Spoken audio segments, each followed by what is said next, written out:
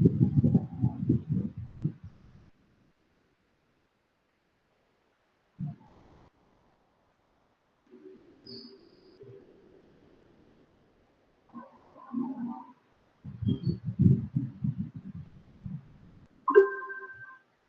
bom dia a todos e a todas. Hoje é o nosso último webinar deste ano. Nós vamos falar um pouquinho da BNCC. Eu combinei com o professor Flávio que ele vai estar coordenando o chat. Então, qualquer dúvida que surja durante a apresentação, peço que vocês escrevam no chat.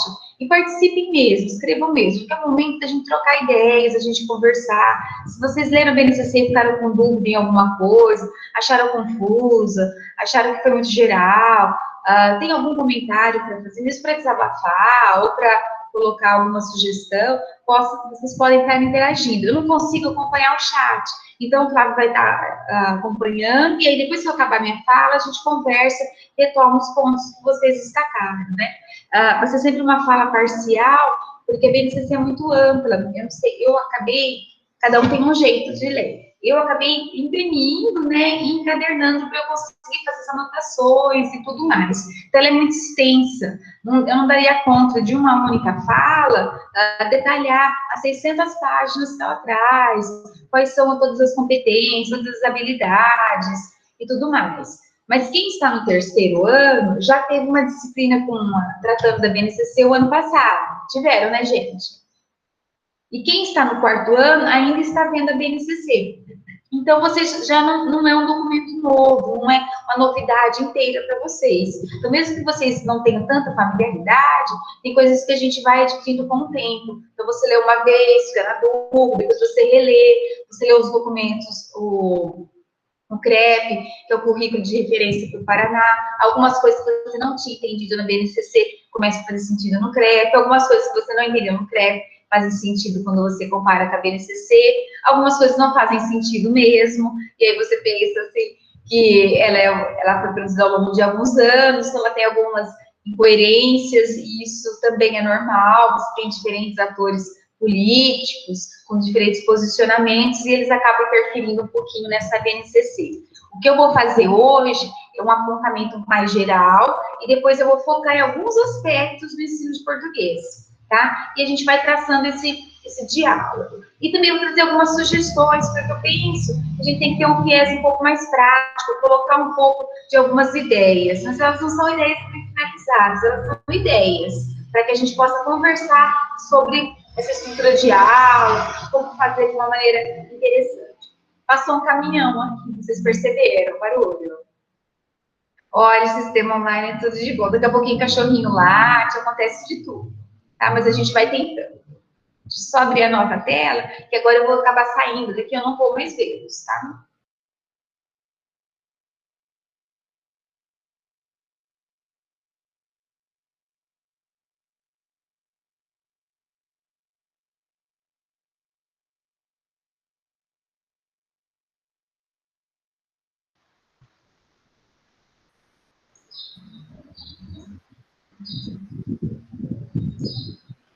Vocês estão vendo a tela normalmente, gente? Sim. Tá, certo? Então, se por acaso sumir alguma imagem, alguma coisa do tipo, eu peço que vocês falem, porque agora eu não consigo mais acessar o chat, nem consigo mais ver o rostinho de vocês, tá? Então, vocês vão ter que dar um grito mesmo, que nem sinal de fumaça, eu vou estar conseguindo perceber. Então, a gente começa com esse foco. Eu vou falar um pouquinho do contexto da criação da BNCC e depois eu foco em alguns aspectos do ensino de português. E aí, nesses aspectos, eu vou focar na questão da leitura. Por quê? Porque ela é meio dividida em alguns eixos, a BNCC. Quem já leu o documento já pode perceber isso. Como os outros documentos, como os PCNs, ela se divide em alguns eixos. Eu vou focar no eixo da leitura, porque eu acho que o nosso projeto da residência pedagógica também pretende trabalhar com a leitura. Então, por isso, vai ser o meu foco. Essa fala, ela não tem nenhum objetivo de só tentar reproduzir a BNCC, nem o objetivo de só criticá-la também. Então, a gente vai se colocar assim para refletir sobre a BNCC, qual o impacto que ela tem, como que ela foi construída, o que ela tem de positivo, o que ela tem de negativo. A gente não vai nem buscar somente a crítica, nem também só a reprodução, nem só aceitar o que ela coloca, sem nenhum tipo de reflexão, sem nenhum tipo de busca por brechas. E a gente vai ver que há muitas brechas na BNCC e que essas brechas vão permitir que vocês façam um bom trabalho, porque ela fere um pouco a autonomia do professor, mas ao mesmo tempo, ela, pelo fato de ser geral, ela permite que vocês tenham uma certa flexibilidade, que vocês consigam trabalhar de uma maneira bastante interessante, tanto com a questão da leitura, como a questão da oralidade, a questão da análise linguística. Eu acredito que vocês conseguirão ter uma flexibilidade bem interessante para trabalhar os conteúdos de língua portuguesa. Então, nem é uma ideia de só crítica, nem uma ideia de só reprodução, é uma ideia de reflexão mesmo, e uma ideia de busca por espaços para que o professor possa atuar. Tá? A base teórica da minha fala, como não poderia deixar de ser, é o próprio documento. Então, eu peguei o próprio documento, li, fiz algumas anotações e fiz alguns questionamentos. Nesses meus questionamentos, eu fui buscar quem já tinha feito essas indagações e o que eles pensavam sobre a BNCC. Lógico que ela é toda a base teórica, ela também tem uma linha, e eu busquei aqueles teóricos que eu acredito que são de referências para o ensino de português ou para as políticas públicas, né? Então, eu olhei o que o Geraldi fala da BNCC, o que o Percival Brito fala da BNCC, o que a Laje fala da BNCC, o que a Terezinha Yubes fala da BNCC, o Marcel de Amorim e o Luiz Freitas, entre outros que a gente vai lendo e que a gente fica com medo, assim, de não usá-la integralmente nessa fala, então eu acabei não colocando. Mas muitos outros, a gente acaba lendo uma coisa ali, outra lá, e também vai incorporando essas ideias. Por exemplo, as ideias do Saviani, elas estão muito presentes na crítica que o Marcel faz sobre a base. Então, há alguns autores que, embora eu não tenha destacado aqui, eles são importantes para a gente compreender o que significa a base no nosso contexto, tá? Essa linha teórica, ela não esgota o que é a base. Eu acho que vocês podem depois, eu vou dar algumas referências também para que vocês busquem outros autores, para que vocês busquem compreender a base como um documento normativo preso ao seu contexto. Surge com uma finalidade, tem um objetivo, e é isso que a gente tem que levar em consideração quando analisa a base. Tá? Então, é essa a ideia, então, o primeiro ponto, que vai ser a compreensão mesmo desse processo de criação da base. Eu não sei se todos acompanharam, né? Mas a base, ela começou a ser pensada no finalzinho de 2014. E ela, no início, ela tinha um norte, ela tinha uma estrutura, uma linha diretriz. E ela foi mudando. Eu pensei, como vou colocar isso visualmente para vocês, então eu coloquei uma tesourinha aí, porque houve alguns cortes nessa linha do tempo da construção da base. Então, no finalzinho de 2014, início de 2015, alguns professores foram indicados, né? Essa indicação dos professores saiu da CONAI, que é a Conferência Nacional de Educação. Eles indicaram os professores, tanto das universidades, como professores da educação básica, para compor essa base, e pensar na necessidade que a gente tinha que ter um currículo mínimo. Por que a gente tinha que ter um currículo mínimo? Por conta das avaliações. Você tem as avaliações da Prova Brasil, o SAEB, acabam cobrando determinados conteúdos, e você tinha conteúdos muito diversos no Brasil. Então, a ideia era uma base, um currículo mínimo, e selecionaria professores para pensar essa base, para dar uma matriz. Ela não seria um currículo, ela não seria algo tão detalhado, ela traria algumas referências, algumas habilidades mínimas, e os estados, os sistemas de ensino complementariam isso. Nesse princípio, nesse início de 2015, final de 2014, a ideia era que cada estado tivesse, no mínimo, 2 professores universitários pensando a base, porque aí você teria uma equidade, né, uma representação igual dos professores, e a gente não teria uma base que tivesse, por exemplo, o rosto da região sudeste, ou o rosto de São Paulo, ou as características do Paraná. Teria uma base para o Brasil inteiro. Então, esse foi o recorte, essa primeira seleção para montar essa base. O que aconteceu? Essa base, esse pessoal ficou até março de 2015. Em março de 2015, essa equipe foi dispensada. Não houve uma justificativa do porquê dessa dispensa, né? Mas eles foram dispensados, foram demitidos, e uma nova equipe foi pensada para estruturar essa base. Nessa nova equipe, que assumiu em julho de 2015, alguns professores dessa primeira equipe ficaram, mas nem todos, tá? Alguns professores acabaram ficando para repensar, para continuar pensando nessa base. Essa nova equipe assumiu em julho de 2015. E em setembro de 2015, a gente já teve a primeira versão da base para consulta. Eu não sei se vocês se lembram disso, mas eu, na época, já estava na UEL, já trabalhava com os alunos da graduação em letras, a gente até comentou que podia entrar no site, fazer sugestões, fazer alguns questionamentos sobre a base, pensando nessa mudança. E essas sugestões, elas ficaram assim, no ar para todo mundo que quisesse, de 2 a 15 de dezembro. Depois dessa data, bem no finalzinho do ano, naquela época que ninguém mais está esperando nada, como agora, né? As pessoas já estão mais em ritmo de férias, houve uma nova alteração na equipe. Então, já teve essa segunda alteração na equipe que estava pensando essa base. Com essa segunda alteração, uma nova equipe assumiu a reformulação da base, olhando essas sugestões. Então, em maio de 2016, houve uma nova versão da base, dessa base para o ensino fundamental. Essa nova versão também foi aberta para sugestões. Eu não consegui recuperar a data certinha das sugestões, mas ela também ficou, acho que umas 2, 3 semanas, aberta para sugestões de todos, né? Ela era aberta via internet, então todos os alunos, os professores, a equipe universitária poderia estar participando. Depois dessa sessão de sugestões, houve uma nova equipe. Toda a equipe anterior foi dispensada, ninguém ficou. Então, houve uma ruptura maior do que das outras vezes, porque não ficou ninguém para pensar essa base que já vinha da equipe. Então, essa nova equipe, ela foi escolhida pensando assim, como que eu posso dizer? Uma compatibilidade ideológica, né? Você vai ter aí, nesse período, um momento político complicado, um momento político que ele vai pelo impeachment da ex-presidente Dilma, e você vai ter uns novos atores políticos surgindo e ganhando força, e uma nova equipe, ela é formada. E essa equipe, ela foi pensada com critérios políticos mesmo, critério ideológico. Eles pensavam de um jeito diferente a educação, e eles foram escolhidos por causa disso. Essa nova equipe, eu não sei se vocês vão se lembrar, eles tinham um logo, né, eles usaram um slogan sobre responsabilidade social.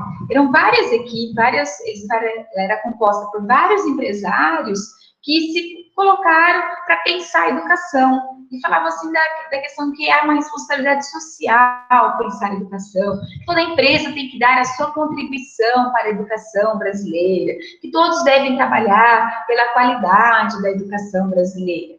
E aí eles foram ganhando força, mas eles não surgiram em 2016, tá? Não sei se vocês têm esse interesse, mas vocês podem dar uma olhadinha, esse movimento pela base. O movimento pela base, ele começa em 2013, então ele não começa em 2016. Em 2016, eles ganham força, e eles se tornam uma força hegemônica, eles acabam compondo e escolhendo pessoas para compor os formuladores da base. Mas elas não surgem em 2016, elas já vêm um pouco antes. Eu citei aqui algumas empresas, né, mas nem todas, né, porque são várias, né, mas a Fundação Itaú, o Banco Itaú, né, com a sua Fundação Itaú pelo Social, que também vai ser uma bênção dessa base, o Instituto Ayrton Senna, o Instituto Ethos. O Instituto Ethos tem até uma cartilha que está disponível na internet, onde ele coloca assim o que as empresas podem fazer pela educação. E eles estão colocando a justificativa do porquê as empresas estarem pensando em educação. Vou ler esse trechinho que eu achei bem significativo.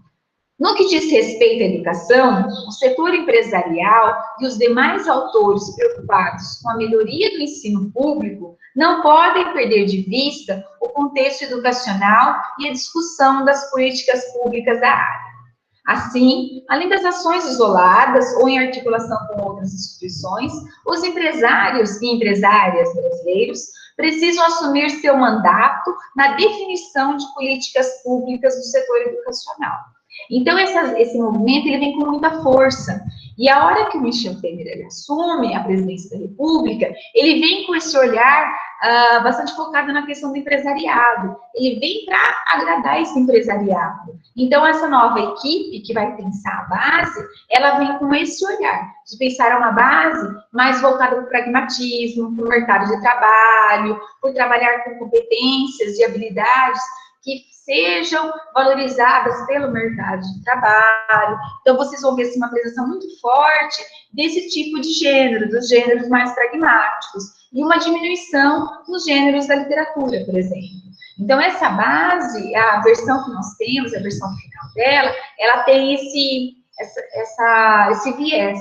E isso, se vocês lerem as antigas versões e compararem com a última, fica bem nítido uma mudança no tom, né? E essa mudança, a gente tem que sempre pensar o seguinte, qualquer documento, mesmo documento normativo, ele é preso a um contexto. Então, o contexto do surgimento e da elaboração dessa base, ele tinha esse cenário. Então, você teve esse crescimento em toda a sociedade. Muita gente até acreditava assim, olha, mas é importante mesmo os empresários estarem se colocando, é importante os empresários falarem o que eles acham, do que é qualidade, isso nós temos que estar aliados aos empresários.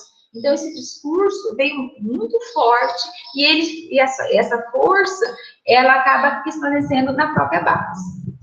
Tá? Gente, se tiver alguma dúvida, peço que vocês vão se posicionando no chat, que depois a gente conversa sobre essas dúvidas, né? Diferente de um evento presencial, que a gente consegue estar olhando uns nos olhos dos outros, aqui eu fico só olhando para uma luzinha verde, então eu não sei muito bem se vocês estão acompanhando, né? E o que vocês acompanharam da construção dessa base. Mas depois da minha fala, eu acho que a gente tem que fazer um bate-papo, a gente tem que conversar um pouco sobre o que vocês pensam, como que vocês veem essa base. Tudo bem? Então, em abril de 2017, surge a terceira versão, que ela é uma versão que ela é diferente das anteriores, né? Alguns autores falam que ela está na contramão das anteriores. Eu não diria que ela está na contramão. Ela é diferente, mas ela também não é o oposto. Não mudou da água para o vinho. Ela é diferente. Ela ficou mais pragmática, ela ficou mais atrelada ao mercado. Ela teve algumas nuances, mas não significa também que não tinha um pouco disso já nas primeiras versões também. Tá? Essa terceira versão também foi aberta, só que ela foi aberta para consulta para algumas escolas que tinham acesso à consulta. Ela não foi liberada para todo mundo, como foi as anteriores. Mesmo porque a gente não sabe muito bem como foram feitas essas sugestões. Porque se vocês pensarem, as sugestões elas poderiam ser dadas até novembro de 2017. Já dia 20 de dezembro de 2017 já veio o documento final.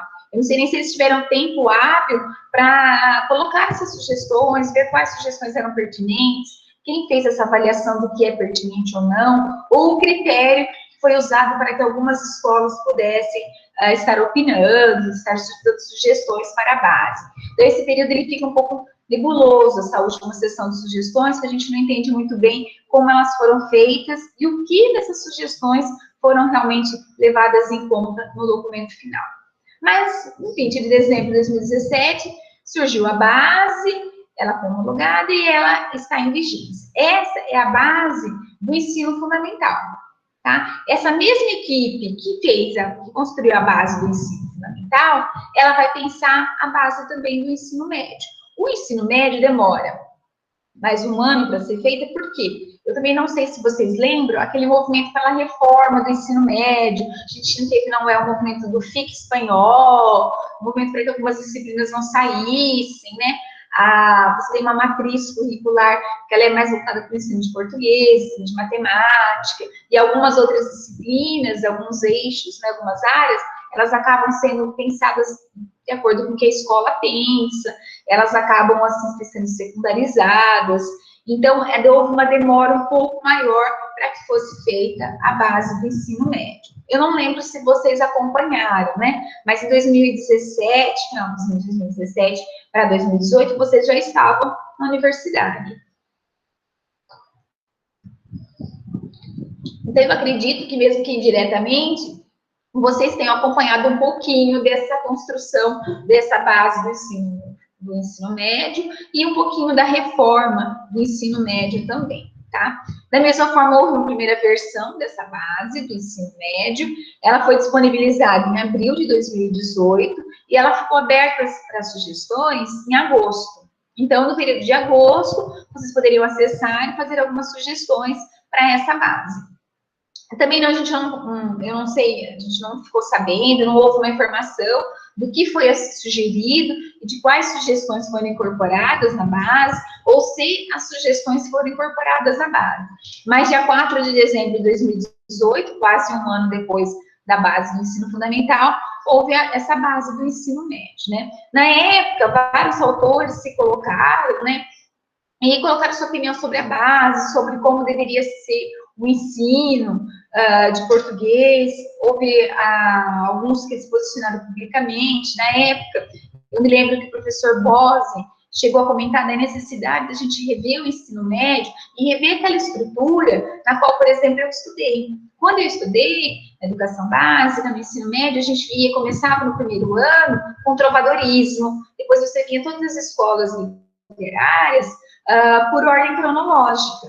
O Bose, ele queria uma mudança nesse tipo de ensino, porque ele falava assim, que o aluno, na hora que entra no ensino médio, ele entra mais novo, ele entra com mais maturidade. Então, seria interessante você começar de algo moderno, de algo mais da atualidade dele, e você deixar essas escolas literárias, essa literatura mais antiga, mais clássica, para o final do ensino médio, onde o aluno já tem mais maturidade. Então, ele propõe um novo agrupamento, que você focasse ou na questão do tempo, da atualidade, ou outros autores também falavam da concepção de gêneros, para que a gente abordasse as obras de acordo com o gênero, e não da forma como vinha antes. Enfim, houve uma série de manifestações, algumas públicas, outras não, né, para que a gente pudesse rever essa questão da reforma do ensino médio.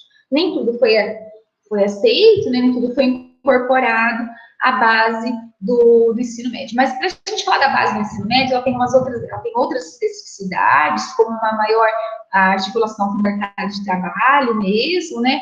E então a gente deixaria para uma outra data. Eu acho que a base ela é muito grande, como eu mostrei para vocês, ela tem muitos detalhes que a gente não dá conta de falar de tudo, né? Eu acho que até é inviável tentar falar assim aqui para vocês tudo da base, não tem como. Então, o que a gente pensa? O que eu pensei em fazer? É dar uma ideia de alguns pontos que são mais importantes, e nisso eu vou ficar mesmo falando da base do ensino fundamental. Mas em outro momento a gente pode estar discutindo e marcando um novo webinário para estar conversando sobre a base do ensino médio, tá? Eu trago uma fala do professor Luiz Carlos Freitas, ele é um professor aposentado já da Unicamp, ele trabalha bastante com avaliações externas, né?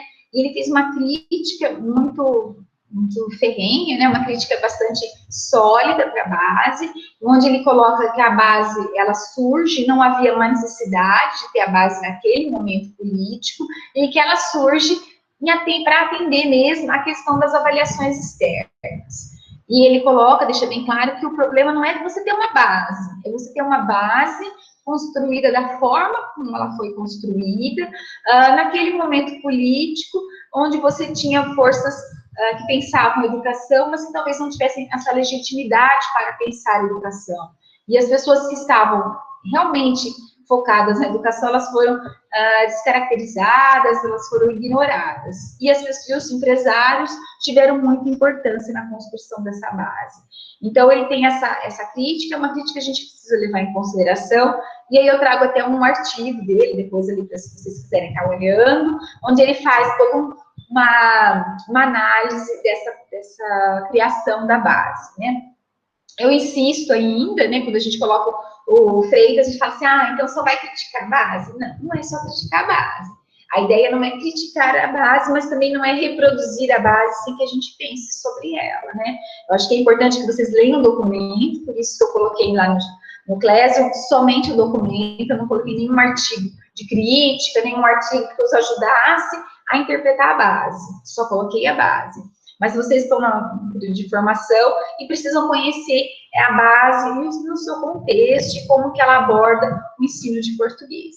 Então, a nossa intenção não é nem simplesmente reproduzir a base, nem tampouco só criticá-la. É mostrar que ela tem alguns aspectos positivos, mas tem outros negativos, mas que apesar da base ter esses aspectos negativos, ela tem muitas brechas e que a gente pode fazer um bom trabalho com ela. Tem um professor que eu gosto bastante, eu leio os artigos dele, Marcel, e ele coloca assim que a gente devia comemorar a base, porque no cenário que a gente vivia, naquele cenário político tão complicado, com forças tão ideologicamente comprometidas com aquilo que a gente não acredita para a educação, a base foi uma vitória, porque ela poderia ter sido muito pior do que ela é. O fato dela ter tantas brechas, o fato dela dar uma certa liberdade para o professor, isso é algo bastante positivo. Então, ele fala assim que a gente precisa olhar o lado positivo da base, ver as brechas que ela tem, porque ela poderia ter sido muito pior. Então, ainda há muito que comemorar na base. Tá? E é nesse sentido que eu vou tomar alguns pontos da base, vou falar um pouquinho sobre a questão da leitura. Gente, eu estou falando muito rápido. Eu fico preocupada, porque como eu não estou vendo vocês, será que eu estou falando muito rápido? Não, não está não, tá tranquilo. Ah, então tá bom. Se você estiver falando muito rápido, vocês gritam, tá? Vocês falam, hein? Eu escuto, tá bom? Então eu vou mostrar alguns caminhos, né? Mas são também alguns caminhos, um pouquinho desse trabalho com a leitura. E o que a gente pode estar fazendo com esse trabalho com a leitura, quais são as possibilidades para o professor em sala de aula, né? A estrutura da base, eu acho que vocês já viram no documento, né? Eu não sei se vocês acabaram lendo o documento inteiro. Ela vai desde a educação infantil até o ensino médio. Ela se divide em eixos, né? Nesses níveis de ensino. Eu não vou focar nem na educação infantil, que é uma área quem trabalha mais é o pessoal da pedagogia, nem no ensino fundamental do ciclo 1, que também fica ser discutido pelo pessoal da pedagogia, que é quem leciona para esse nível de ensino. A gente vai focar no ensino fundamental dos anos finais, e também não foca no ensino médio, embora seja a nossa área de atuação, porque não daria tempo mesmo, só por isso, senão a gente poderia focar nisso. A base, ela tem um caráter normativo. Então, assim, diferente do PCN, ele era um parâmetro, ele apontava um caminho, algumas direções, mas ele era menos impositivo, porque ele era apenas um parâmetro. Ele não tinha uma obrigatoriedade. A base tem uma obrigatoriedade. Ela não é o currículo, mas ela direciona esse currículo. Tanto ela direciona esse currículo que o Paraná construiu o CREP com base nas competências e habilidades feitas, apontadas pela BNCC. Então, ela não é o currículo, mas ela direciona o currículo. Todos os outros estados, redes de ensino, irão construir o currículo com base no que diz a base. Nenhum deles irá construir um currículo ignorando a base, ou mudando, ou deixando alguma competência que a base descreve de lado, de fora. Por quê? Porque ela tem esse caráter normativo. E a questão das avaliações, ela é sempre também um enfoque importante que a gente tem que levar em consideração. Por quê? Porque as avaliações externas são feitas, são construídas pensando nas competências da base. Então, todos os estados e seus ensinos vão repensar os seus currículos. Ela não traz todas as aprendizagens possíveis. Ela traz só algumas aprendizagens que ela vai colocar que são aprendizagens essenciais. Por quê? Até para que o professor tenha um pouco de flexibilidade e possa trabalhar com outras aprendizagens. Ela vai focar em algumas aprendizagens que são consideradas essenciais, né? Ela não é o currículo, ela não tem um peso de currículo, por quê? Porque cabe aos estados, municípios ou as próprias redes de ensino pensarem seus currículos. Isso já aconteceu, ou ainda está acontecendo em alguns estados, todos eles estão montando o seu currículo com base no que diz a BNCC, tá? Outra coisa que é importante dela, ela não foca as estratégias de ensino, ela não fala qual a metodologia que o professor deve empregar. Ela fala a competência e o professor fica livre, para escolher o que tipo de abordagem, que tipo de metodologia ele deve usar em sala de aula. Às vezes, na nossa área de português, há um detalhamento um pouco maior, mas ela ainda, mesmo assim, ela ainda tem uma certa flexibilidade, o professor pode escolher qual estratégia de ensino ele deve usar. Um outro conceito que acho que quem já leu a base percebeu, que é muito importante, é o conceito de competência. e de habilidade. São conceitos que eles aparecem na base e sem a compreensão desses conceitos, a gente fica muito perdido para entender a base, né?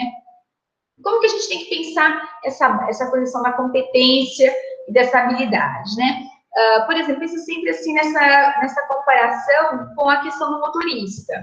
Você tem competência para dirigir? O que é você ter competência para dirigir? É um exemplo que eu gosto bastante. Quem tem competência para dirigir tem algumas habilidades, tá? Então, quais são as habilidades que a pessoa tem que ter? Ela tem que ter foco, ela tem que saber onde está o câmbio, ela tem que saber que a primeira é para o carro sair andando, depois ela tem que passar para a segunda marcha, para o carro adquirir velocidade. Se ela for passar numa lombada, ela tem que reduzir a marcha, diminuir a velocidade. Se ela for virar, ela tem que dar sinal de seta, ela tem que coordenar todas essas habilidades de direção, de atenção, do que vem, de olhar para frente, olhar para trás, dar sinal. A gente pensa que isso é fácil, mas não é. O cérebro tem que estar toda hora trabalhando com essas habilidades. A gente só vai ter competência se a gente conseguir usar todas essas habilidades de uma maneira satisfatória. Então, o que é competência? É quando eu consigo manejar, utilizar diferentes habilidades de uma maneira satisfatória para fazer alguma coisa bem. Então, eu tenho competência para dirigir, mas eu não tenho competência, por exemplo, para erguer uma parede de concreto. Eu não tenho competência. Por quê? Porque me faltam algumas habilidades que são essenciais e que o pedreiro tem. Eu não consigo fazer a medida certa, eu não consigo nivelar corretamente. Então, as competências, elas acontecem quando você consegue mexer com as habilidades, você consegue organizar as diferentes habilidades para fazer algo bem. Então, essa é a definição de competência. Você mobiliza diferentes habilidades para fazer algo bem feito. A competência, tanto a competência como a habilidade, elas têm um olhar bastante voltado para a prática. Então, você tem uma habilidade, você desenvolve aquela habilidade e você consegue mexer com várias habilidades juntas para ter essa competência. Então, por exemplo, tem pessoas que elas têm muita dificuldade de falar em público. Então, ela tem a habilidade para se expressar, ela tem a habilidade de conhecer alguns conceitos, mas ela, de repente, ela não tem a habilidade de se expressar ou ela não é desinibida o suficiente para falar na frente das outras pessoas. Então, ela não vai ter a competência, por exemplo, para ser um orador, para dar uma palestra. Por quê? Porque você vai ter as competências quando você conseguir todas as habilidades requeridas por aquela ação forem desempenhadas bem. Tá? Então, a competência é quando você consegue desempenhar várias habilidades bem, e aí faz com que você tenha uma competência positiva para algumas coisas, tá? Então, a competência ela é definida como essa mobilização de conhecimentos e de habilidades. A habilidade, isso a própria BNCC traz na página 10, ela descreve o que ela é. No decorrer da BNCC, há alguns autores que colocam assim, que não fica clara essa definição que eles dão de competência, porque tem hora que competência parece que é o domínio de um conceito, ou tem hora que competência parece muito mais atrelada a alguma coisa só saber fazer, sem pensar que algumas habilidades, elas não são tão pragmáticas assim, como a própria leitura, né? Uma própria reflexão. Ela não é algo tão concreto, algo que a gente possa fazer de uma maneira mecânica. Mas aí são as próprias incoerências, né? Que a gente tem que fazer uma leitura bem detalhada para perceber onde há essas mudanças de tom dentro da BNCC. De uma maneira geral, eles descrevem a habilidade, o próprio documento descreve a habilidade como o saber fazer. Então, você sabe fazer alguma coisa e você vai somar isso que você sabe fazer para gerar uma boa competência. Para a BNCC, isso não é em todos os lugares, tá? No contexto da BNCC, essas habilidades, elas estão sempre ligadas a um verbo de ação, tá? Então, é identificar, classificar, descrever, planejar, sempre implica uma ação, tá? Mas a gente não pode também ter uma ideia de que uma ação, ela é sempre algo concreto, né? Refletir, que é uma ação também. Então, a gente precisa pontuar algumas coisas que a BNCC dela deixa muito vago. Então, essa ideia de habilidade, nesse nosso contexto, está um pouco mais voltado para o eixo pragmático. mas a gente consegue reconstruir isso e pensar que há habilidades que elas não são, não têm esse viés tão pragmático, tão imediatista assim, e que elas são importantes de serem trabalhadas com os alunos. Eu trago uma informação aí, que também consta na BNCC, então a gente não pode falar assim, ela está falando que a BNCC é voltada para avaliação, está criticando. Não, a própria BNCC já faz mesmo essa minha culpa, ela mesma já coloca que as competências e habilidades que aparecem nesse documento foram construídos pensando nas avaliações externas e pensando no PISA. Eu não sei se vocês já viram, né? PISA é o Programa Internacional de Avaliação de Alunos, e ele é uma avaliação internacional, conhece em vários países, e tem como foco medir algumas competências desses estudantes, e fazem uma classificação de diversos países, de diferentes sistemas de ensino. O Brasil tem uma péssima colocação de PISA, né? Então, a ideia da BNCC era trabalhar com as competências que aparecem no PISA, com essa intenção de melhorar o desempenho do Brasil na prova mesmo. Tudo bem até aqui, gente? Tudo bem? Como é difícil, né, conversar com uma luzinha, mas tudo bem. Vamos que vamos. O que eu vou mostrar? Vou mostrar esse olhar. Oi? Tudo bem até aqui. Ai, que bom. Então, se tiver assim, alguma coisa que seja perdido, se algum slide a gente estiver passando, gente, vocês me avisam, porque eu estou vendo só uma luzinha verde e os slides, tá? Tá. O que eu vou mostrar? Vou mostrar para vocês, gente, que nem tudo está perdido, né? E que a BNCC, como disse o professor Marcelo, ela tem coisas muito boas e ela tem as nossas brechas, né? E essas brechas, elas permitem a autonomia do professor, a autonomia da escola, enfim, elas nos dão alguma segurança para que a gente possa trabalhar com a BNCC, e se alguém fala assim, olha, você está fugindo da BNCC, não, não estou fugindo, não. Olha, ali na página 16 está escrito assim. Olha, na página 19 está escrito isso daqui. Na página 31 tem isso. Para mostrar que ela tem essa flexibilidade ainda. Então, o que eu vou colocar? Vou pegar alguns trechinhos só para a gente refletir sobre essas brechas, tá? São essas decisões que vão adequar as proposições da BNCC à realidade local, considerando a autonomia dos sistemas ou das redes de ensino e das instituições escolares, como também o contexto e as características dos alunos. Então, a escola tem que tomar a decisão para adequar a BNCC à sua realidade local. Então, a BNCC ela não chega impondo, ela chega com algumas matrizes, algumas habilidades, competências, mas a escola é que tem que fazer essa adaptação, essa adequação à realidade local. Na página 19, traz outra trechinha para a gente.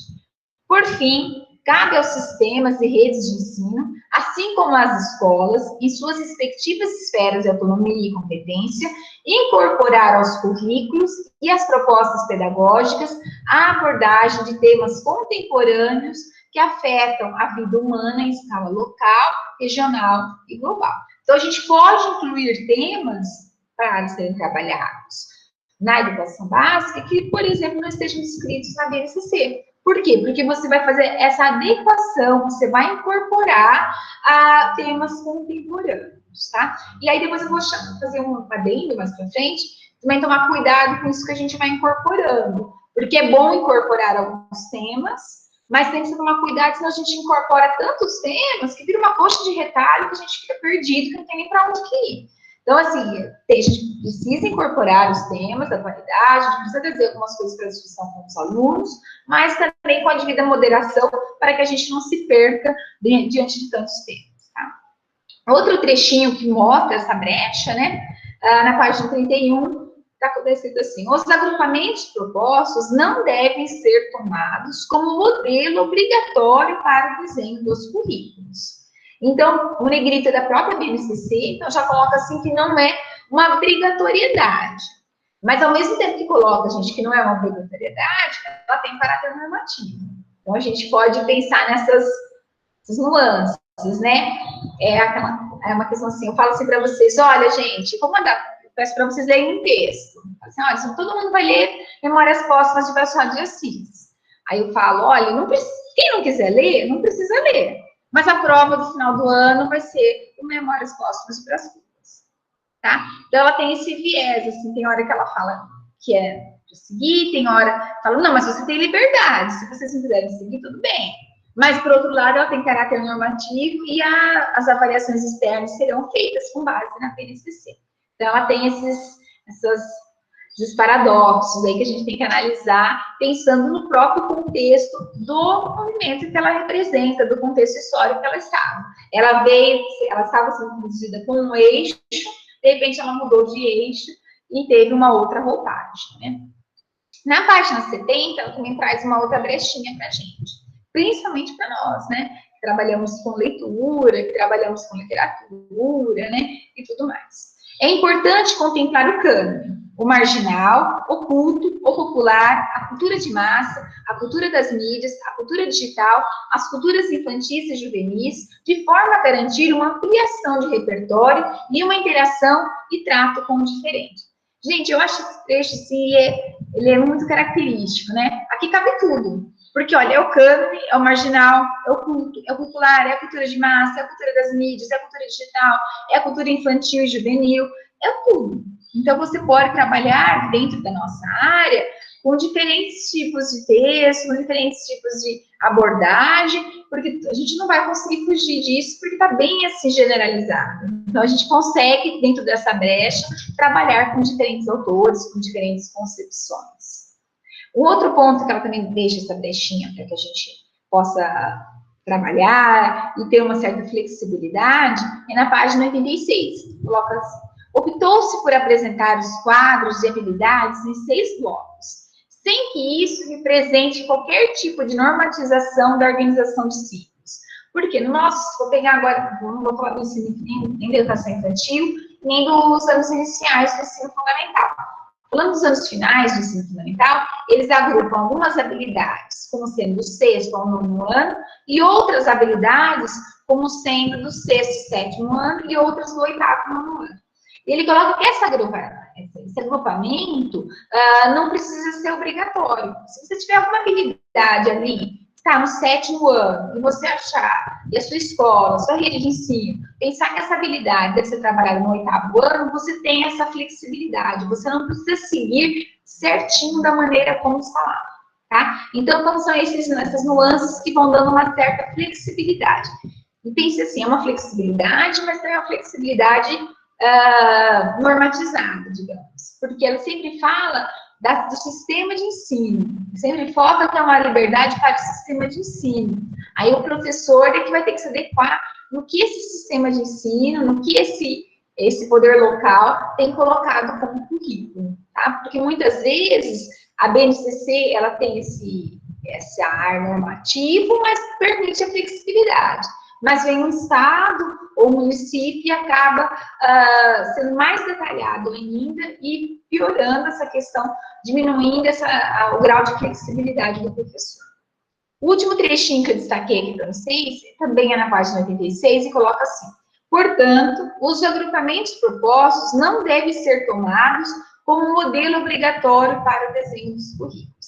Um trechinho parecido eu já tinha destacado antes. Esse trecho ele vem aparecendo várias vezes no documento, tá? Para enfatizar mesmo que a base, ela não precisa ser obrigatória, aquele modelo, aquela estrutura da base não precisa ser obrigatória na elaboração dos currículos. Isso também é algo que a gente precisa estar pensando de uma outra maneira e pensar sempre no contexto de produção dela, né? Como que ela está organizada dentro desse ciclo? Então, eu vou partir do geral para o específico. Se o específico,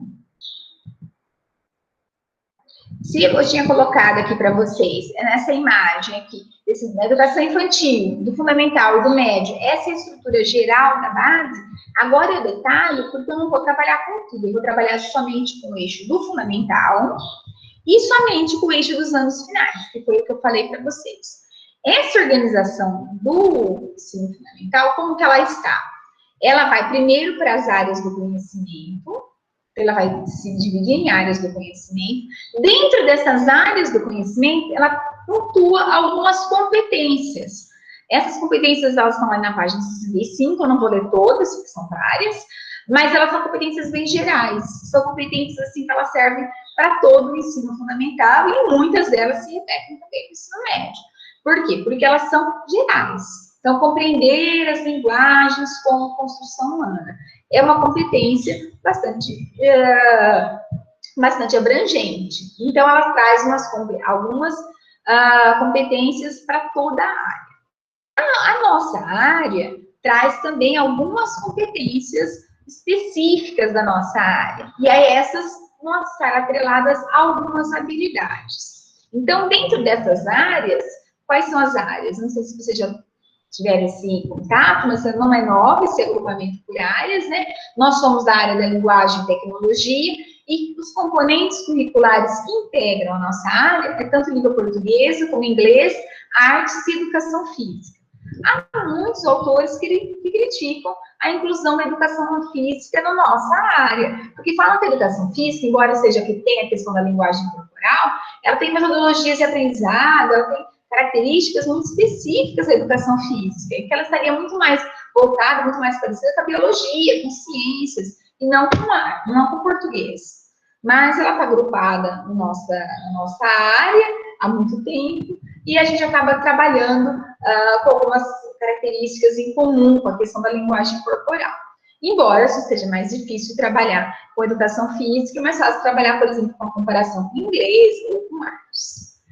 Tem esse eixo da área, também tem as competências, que são um pouquinho mais específicas, e depois tem a disciplina de língua portuguesa com competências mais atreladas ao ensino da língua portuguesa. A gente precisa frisar bastante que a gente vai do geral para o específico. Então, você tem as áreas do conhecimento, que são diferentes áreas. As áreas da linguagem é uma delas. Tem as áreas das ciências da natureza, as áreas de ciências humanas, são várias áreas. Nós somos uma parte da parte, tá? Então, dentro da área de linguagem, nós somos uma parte dessa área, tá? Então, vai sempre do mais geral para o mais específico. Dentro da área de língua portuguesa, que já é o nosso quadrado, que já é o nosso específico, eles também focam algumas coisas, eles também colocam algumas características como sendo mais ainda detalhadas, mais próprias da nossa área. Então, ele vai colocar assim que a parte de língua portuguesa, o documento traz a parte de língua portuguesa foi construída com base em pesquisas atuais. E aí ele coloca a importância da tecnologia digital. Então, a tecnologia digital, ela é reiterada durante todo o documento. Eu acho que isso, no cenário que a gente vive hoje, é bastante comum e é bastante fala cotidiana de todo mundo, que a gente precisa se adaptar às tecnologias. Por quê? Porque a pandemia chegou e a gente precisou se adaptar emergencialmente a essas tecnologias digitais. Então, eles colocam assim que a gente precisa estar trabalhando com os alunos os diferentes gêneros que surgiram com a tecnologia digital. Por exemplo, curtir, comentar, compartilhar textos e tudo mais, e trabalhar com esses recursos, com esses dispositivos tecnológicos. Então, eles colocam isso como uma das grandes ênfases da BNCC. Tá? Além disso, coloca o texto como unidade de trabalho. Então, a gente vai sempre trabalhar a partir de um texto. Você vai trabalhar análise linguística, é a partir de um texto. Você vai trabalhar com literatura, é a partir de um texto. Tá? Esse texto, por sua vez, ele se encaixa em um determinado gênero discursivo. Ele não está jogado no mundo, ele não está ali à toa. Ele cabe dentro de um gênero discursivo. Esse gênero discursivo, por sua vez, ele vai poder ser analisado com diferentes enfoques e ele acontece em diferentes campos sociais. Então, se vocês forem olhar o documento, vocês vão ver que ele vai se detalhando. Aí, por isso que às vezes parece um pouco confuso. Mas se você olhar parte por parte, você vai ver que faz sentido. Por quê? Porque o gênero ele vai acontecer em campos da vida social. Ele vai colocar no campo artístico, no campo da vida prática, no campo escolar. Então, ele tem algumas esferas de atuação. Em outros documentos, aparece como esferas de atuação. Aqui na BNCC aparece como campos de atuação, campos sociais. Tá? Dentro desses eixos, né, que ele coloca que são importantes, eu vou escolher o eixo da leitura. Por que eu escolhi o eixo da leitura? Porque o projeto da residência pedagógica está focado no eixo da leitura, mas tem outros eixos. Tem o eixo da produção textual, o eixo da oralidade e o eixo da análise linguística semiótica. Esses eixos, eles já estavam presentes de uma maneira muito parecida na própria PCN, tá? E nas DCNs também, que são as diretrizes curriculares nacionais, para que a gente pensasse os cursos de formação de professores. Então, a gente não pode falar assim, é uma novidade trabalhar com esses eixos. Não é, tá? Eles já estavam presentes nesses outros contextos, nesses outros documentos normativos. Esses eixos que aparecem nesses diferentes campos de atuação também precisam ser elencados. Então, não dá para a gente trabalhar com todos esses eixos, em todos esses campos de atuação. Então, a gente escolhe um eixo e pensa em alguns campos de atuação. E a BNCC fala que esses campos de atuação, eles estão ali divididos por uma questão didática. Eles têm uma estrutura didática para que vocês possam compreender melhor como que eles aparecem, tá? Não, na vida mesmo, no dia a dia, eles se misturam. Eles acabam, assim, se comunicando mesmo. E aí, no exemplo prático que eu vou trazer para vocês, isso vai ficar mais claro. Então, eles se dividem em campo artístico literário, campo das práticas de estudo e pesquisa, campo jornalístico e midiático, campo de atuação na vida pública. Por exemplo, o campo de atuação na vida pública é um campo extremamente abrangente, porque o campo jornalístico ele também participa do campo de atuação na vida pública. Então, essa divisão em campos, ela acontece em toda a BNCC, mas ela tem um efeito didático, tá? E aí, alguns gêneros que circulam em todos esses campos e que aí eles vão colocando na própria BNCC para que a gente dê uma atenção especial a alguns gêneros. Eu fiquei com medo, gente, de que eu não estivesse sendo muito clara com essa questão dos níveis, né, com essa questão da organização da base.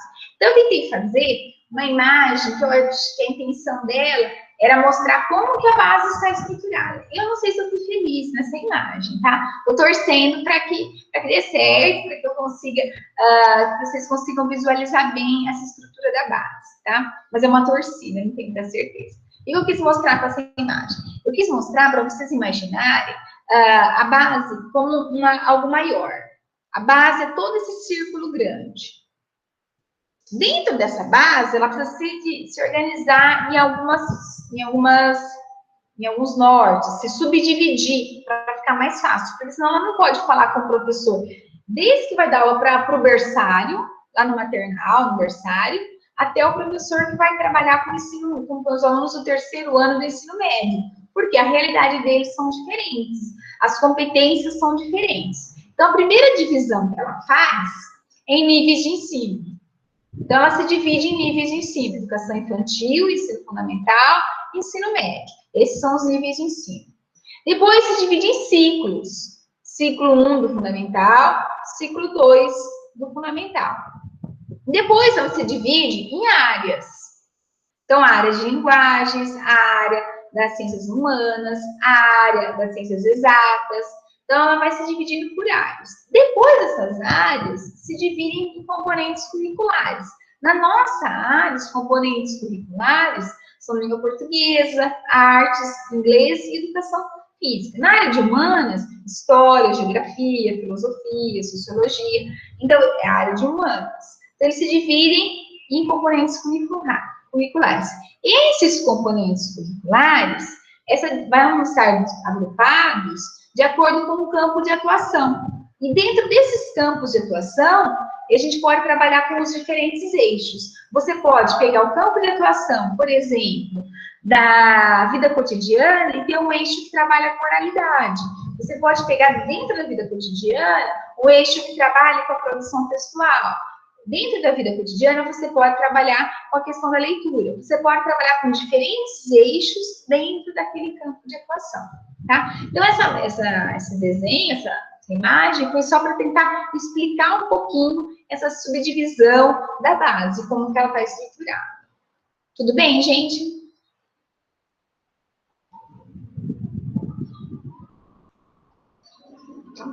Tudo bem, foi feliz. Então tá. Se tiver algum problema, a gente volta e conversa um pouquinho mais. A hora que eu fui montando essa fala, eu pensei assim, puxa, mas eu preciso mostrar alguma coisa mais voltada para a prática, mais voltada para como que esses alunos vão trabalhar, como que eles vão pensar, como que ela aparece na prática mesmo. Então, vou trabalhar com vocês 2 exemplos, tá? Vocês terão liberdade depois para quando pensarem em seus planos de aula, pensarem em outras coisas, tá? Não é um exemplo, assim, uma regra. Assim, gente, olha, o meu exemplo, eu quero que todo mundo faça do jeito que eu fiz. Que todo mundo pense do jeito que eu pensei. Não. Vocês podem trabalhar de diferentes formas. Eu lembro que uma vez que eu dei aula de linguística aplicada, eu acho que eu dei aula até na sala do Lucas, do Jean, o pessoal que está aqui hoje nesse webinário, e o pessoal me surpreendeu, porque eles tinham um trabalho para fazer acho que era com variação linguística, o pessoal até compôs música, fez rap, o pessoal saiu daquilo que eu havia previsto e foi uma surpresa muito positiva. Então, eu trago um exemplo, mas vocês terão toda a liberdade para pensar fora da casinha, para fazer da maneira que vocês acharem melhor, tá certo? Mas mesmo assim, eu quis trazer um exemplo para que a gente pudesse conversar um pouquinho sobre como trabalhar com essas habilidades e com essas competências. Eu peguei o exemplo do ensino fundamental 2, como eu falei, uma habilidade que ela vai estar sendo desenvolvida ao longo do 6º ao 9º ano. Então, ela pode ser desenvolvida durante todos esses anos ou em um desses anos, tá? Dentro do campo jornalístico midiático, tá? Então, no campo jornalístico midiático, o que eles colocam? Trata-se, em relação a este campo, de ampliar e qualificar a participação das crianças, adolescentes e jovens nas práticas relativas ao trato com a informação e opinião, que estão no centro da esfera jornalística midiática, para além de construir conhecimentos e desenvolver habilidades envolvidas na escuta, leitura e produção de textos que circulam no campo. O que se pretende é propiciar experiências que permitam desenvolver nos adolescentes e jovens a sensibilidade para que se interessem pelos fatos que acontecem na sua comunidade, na sua cidade e no mundo, e afetam as vidas das pessoas.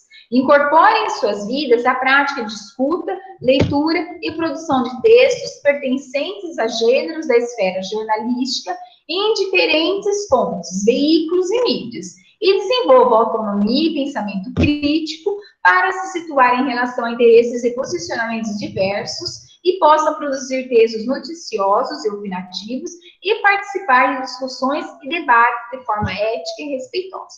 Então, dentro desse campo, ele também é abrangente, ele vai trabalhar com o universo, com os gêneros da área jornalística e midiática, para que os alunos tenham um posicionamento crítico e consigam tanto compreender esses gêneros, como produzir esses gêneros, tá?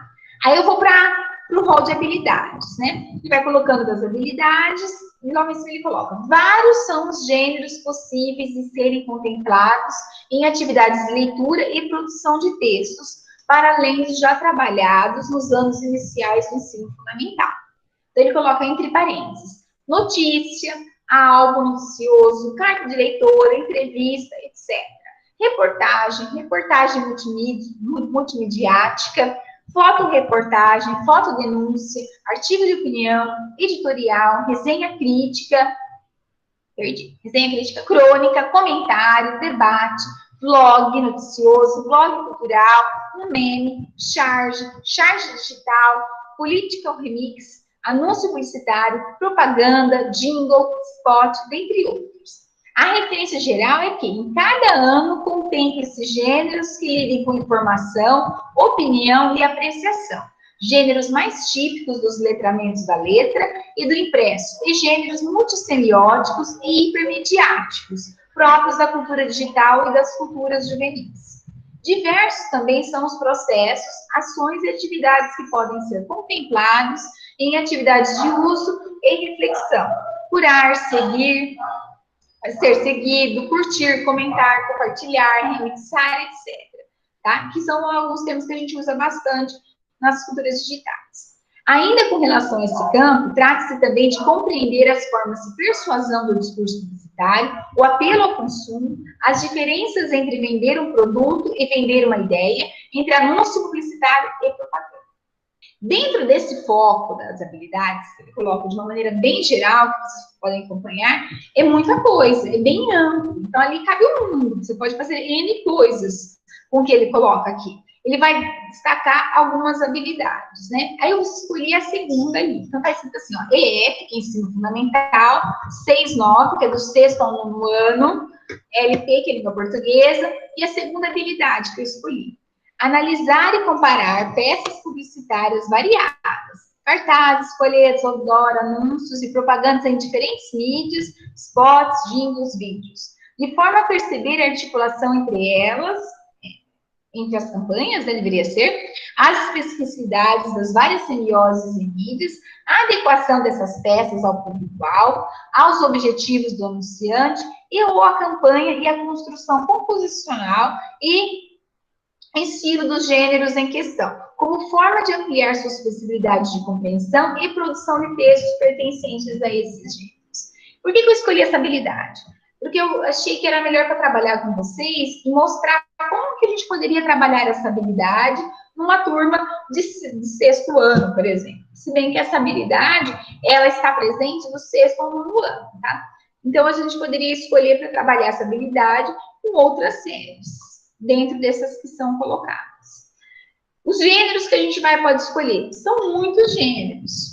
Notícia, álbum noticioso, carta de leitor, entrevista, reportagem multimediática, fotoreportagem, fotodenúncia, artigo de opinião, editorial, resenha crítica, crônica, cartazes, folheto, comentário, debate, blogs, 2 tipos de blog, meme, charge digital, o político remix, o anúncio publicitário, a propaganda em diferentes mídias, o jingle, o spot e os vídeos. Então, você tem aqui, deixa eu contar, 6, 9, 12, 14, 18, 21, 24, tem 27 gêneros possíveis. Dá para trabalhar todos eles? Não dá. A gente vai ter que fazer escolhas. E aí, por exemplo, a base, ela pulveriza muito, ela coloca muitas possibilidades. É preciso fazer essas escolhas junto com o sistema de ensino, junto com a escola, para que vocês trabalhem alguns gêneros dessa vez, no outro ano trabalhem outros gêneros, depois outros. Quem tentar trabalhar com todos os gêneros de uma vez, gente, vai fazer um mau trabalho, porque você não vai dar conta de nenhum deles. Quando a gente quer colocar muita coisa no lugar, a gente acaba não conseguindo trabalhar bem feito com nenhum deles. A gente acaba não fazendo um bom trabalho, e o aluno acaba não entendendo as características daquele gênero, para que aquele gênero é usado, para que ele serve, e ele não vai nem entender o porquê que ele está aprendendo aquele gênero. Tá? Então, a gente precisa sempre focar. A base, ela tem isso, ela tem essa questão da normatização, de trazer alguns conhecimentos e tudo mais, mas ela também traz um repertório muito grande de informações, uma possibilidade muito grande de gêneros. Se você for trabalhar todas as vezes, você vai ficar sempre exaurido de forças. Você não vai conseguir dar conta de tudo aquilo que ela propõe. Então, tem que fazer algumas escolhas. Ela traz algumas estratégias para fazer esse trabalho com esses textos, tá? Eu gosto muito, né? E a hora que eu estava lendo a base, eu lembrei desse livro. É o livro da Solé, e ele fala um pouco sobre essa questão do conhecimento prévio, de como você deve trabalhar com os alunos. Eu sugiro a leitura desse livro, tá? A base traz algumas ideias que são oriundas dessa leitura, né? Ou de outras, não sei. Eu reconheci o texto da Solé. E vocês podem estar vendo como que ela traz uma proposta para que vocês trabalhem com a leitura com os alunos em 3 momentos diferentes. Antes, durante a leitura e depois. Eu acho que vale a pena estar lendo o livro da Solé. Aqui ela também traz algumas ideias para sintetizar, né, esse tipo de leitura. Mas vale a pena ler o original, tá? E aí eu trago um exemplo. Pensando naquela habilidade, para a gente comparar, como que a gente poderia fazer alguma coisa bem bacana com os alunos? Eu peguei, eu não sei se vocês lembram, né, dessas propagandas, né? Eu lembrei, e eu gostava muito da propaganda do Bombril, né, do garoto de propaganda do Bombril. Acho que eles tinham propagandas ótimas, né? E eu trabalharia com um aluno a primeira propaganda. Eu colocaria essa imagem do Bombril, né? E aí ele coloca ali embaixo, lavar roupa é sempre uma obra de arte, né? Eu não consigo enxergar direito, mas tem algumas referências assim, que fazer um bom trabalho é também fazer uma obra de arte.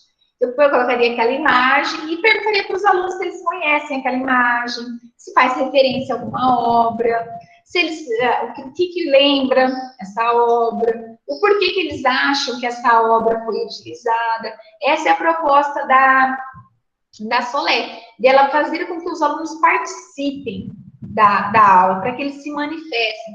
É sempre importante que a gente respeite aquele aluno que é tímido, que é fechado, que tem muita vergonha, mas é importante que a gente consiga fazer com que ele participe. Se o aluno é muito tímido, a gente pode fazer com que eles coloquem papeizinhos, por exemplo, o que ele acha, o que ele pensou, e aí vocês recolhem esses papéis todos os alunos da sala e fazem esse toró de palpite, né? E vai lendo os papéis. Então, mas quem falou isso, quem falou aquilo, todo mundo percebeu, tal coisa, e vai fazendo essas inferências. Depois vocês poderiam caminhar para essa questão de trabalhar a intertextualidade.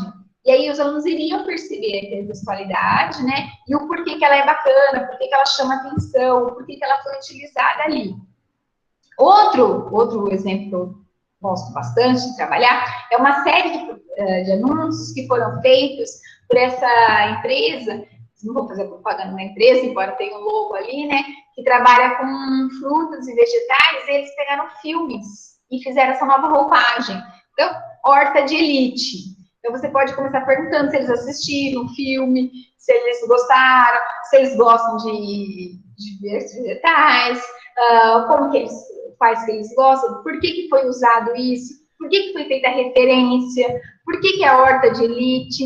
Olha lá, horta de elite. Se não for hortifruti, pede para sair. Então, se você não vai comer qualquer coisa, se não for hortifruti, você vai sair, você não vai se alimentar de outra coisa que não seja esse tipo de produto. Então, fazer esse trabalho com os alunos.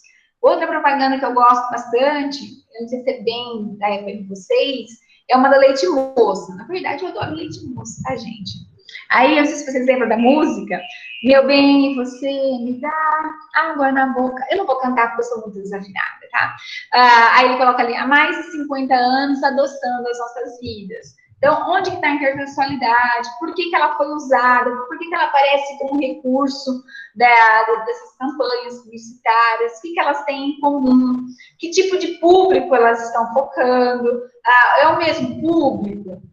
O público que compra o hortifruti é o mesmo público que está comprando leite moça? É o mesmo tipo de olhar? É o mesmo perfil do anunciante?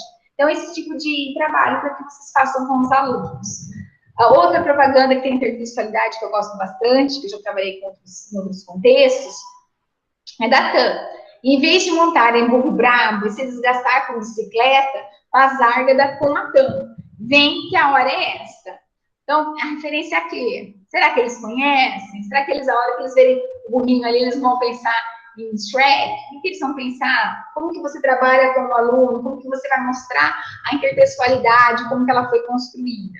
Então, a BNCC, ela dá margem para a gente fazer trabalhos muito bacanas. Então, ela tem um direcionamento, ela tem um viés mesmo, porque esse viés que a gente precisa trabalhar os gêneros da publicidade, da propaganda, os gêneros publicitários, mas a gente consegue aproveitar e fazer um bom trabalho com isso, e partir disso para outros, partir dessa reflexão para outros, tá? Eu vou continuar e depois a gente conversa sobre esses exemplos. Eu não vou ler tudo, gente, porque senão a gente vai ficar muito desgastante. No segundo exemplo, eu peguei um outro campo, eu não peguei o do anúncio publicitário. Mas pensando que seria uma continuação da aula anterior, eu pensei no campo de atuação da vida pública, porque eles colocam um gênero que é muito difícil de trabalhar com aluno, pelo menos um aluno mais novo, que é o gênero do documento legal, os normativos legais. Eu vou ler só a habilidade, tá? Mas depois vocês têm aí toda a especificidade, a explicação do que deve ser trabalhado. Identificar, tendo em vista o contexto de produção, a forma de organização dos textos normativos e legais, a lógica de hierarquização de seus itens e subitens e suas partes. Parte inicial, título, nome, data e emenda. Blocos de artigos, parte, livro, capítulo, seção, subseção, artigos, caput, parágrafos e incisos. E parte final, disposições pertinentes e sua implementação. e analisar efeitos e sentidos causados pelo uso de vocabulário técnico, pelo uso do imperativo, de palavras e expressões que indicam circunstâncias, como advérbio, locuções adverbiais de palavras. E aí ele continua. O que eu achei aí complicado? É complicado a gente trabalhar com leis, com esse texto normativo, com gênero normativo, para crianças. Aí eu fiquei pensando, como que eu poderia, de um tópico que eu estava trabalhando, a questão midiática, a questão do anúncio publicitário, ir para o gênero normativo, ir para textos no formato legal e tudo mais. E fiquei pensando, e aí eu lembrei de uma possibilidade, trago também os gêneros, né? Lembrei de uma possibilidade que eu acho que vocês não vão entrar, porque vocês são muito jovens. Eu acho que alguns alunos do quarto ano, eu já trabalhei com essa propaganda, com os alunos do quarto ano, como um exemplo, né? Mas eu trago aqui para aqueles alunos que eu ainda não dei aula, que eu não trabalhei com vocês. Eu ia trabalhar, para fazer essa abordagem, chegar nesse texto legal, eu iria trabalhar com esse anúncio publicitário da PAN. Na finalzinho da década de 80, tinha um chocolate, que ele era um cigarrinho de chocolate. E aí tinha essa imagem, essa primeira imagem aí do menino com um cigarrinho na mão de chocolate. Vocês acham que essa propaganda hoje, ela é admissível? Vocês estão se formando para professores, vocês acham que ela é viável? Pensa um pouquinho.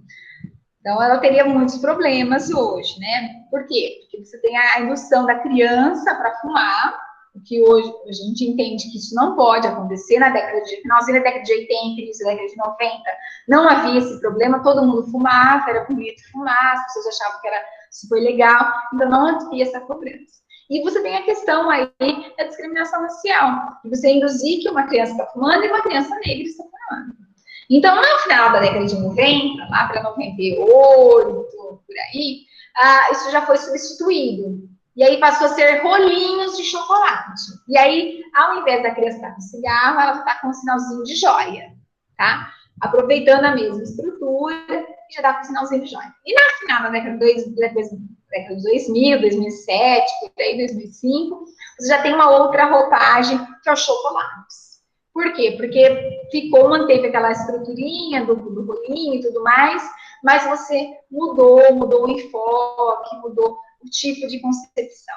Por que eu traria essa propaganda? Porque essa propaganda dá para a gente trabalhar de uma maneira bem diversificada, com outros textos, com outros gêneros que dialogam com a propaganda. Você pode explorar a propaganda, explorar o contexto de produção, explorar o que está em primeiro foco, explorar a questão dos problemas e explorar a questão do contexto. O contexto diz muito sobre a propaganda. Aquilo que era possível na década de 80, hoje a gente fala assim de jeito nenhum. Hoje a gente não pode aceitar aquilo, porque a gente já passou a entender aquilo como uma forma de você perpetuar um preconceito, de você perpetuar uma relação inadequada com a criança. Então, o mundo mudou e por isso que a propaganda mudou. Você pode trabalhar com um texto jornalístico que traz a informação do ator, sobre o ator da primeira foto, e como que ele está hoje, como que ele foi fazer essa imagem, que se tornou polêmica. Se tornou polêmica muito tempo depois, né? Com a questão do cigarro, a questão do preconceito racial e tudo mais. E você pode, finalmente, chegar na regulação, no texto que regula as propagandas infantis.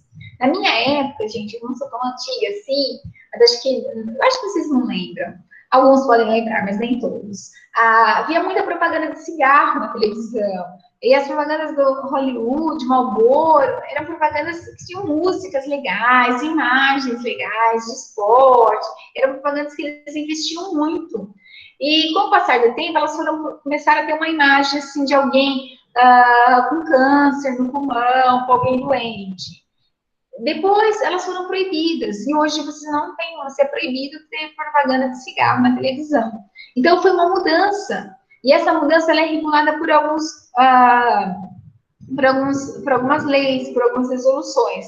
Eu trouxe aí a resolução que dispõe sobre a abusividade nas propagandas infantis. Então, você pode trabalhar com o aluno essa questão da abusividade em propagandas infantis. Você não pode ter nada abusivo para as crianças, nem que também aprofundem muito a questão do consumo. Por isso que, às vezes, as propagandas, dentro de um horário que é mais voltado para as crianças, horário de desenho, elas são de um jeito. Propagandas no horário do Jornal Nacional tem um outro perfil, tem um outro público. Então, as propagandas hoje, elas são controladas. Propaganda de bebida, de acordo com a resolução, ela só pode ser feita depois, acho que das 9 ou das 10 horas da noite. Então, você tem toda uma série de regulações para que você proteja a criança. Então, você pode trabalhar com essa resolução. Foi um jeito que eu pensei, na hora que eu estava lendo a BNCC, de como chegar de um assunto que era propaganda, que estava ali, para o assunto de trabalhar o texto legal com os alunos. Tem outros caminhos? Tem outros caminhos. Esse aqui eu lembrei, que eu acho que dá para a gente discutir muito, muito bem com as crianças. Você pode trabalhar desde uma criança do 6º, 7º, você pode escolher o seu público e isso vai dar bastante margem para que você possa estimular esses alunos a participarem, fazer com que eles reflitam, fazer com que eles entendam o consumo. E isso são direções que elas estão muito presentes na base. Eu coloquei a resolução 63, mas você poderia colocar outros órgãos também. Você poderia colocar um trechinho do Estatuto da Criança e Adolescente, você poderia colocar o Código de Defesa do Consumidor. Eu que foquei na resolução 63, porque ela é específica da abusividade nas propagandas para crianças.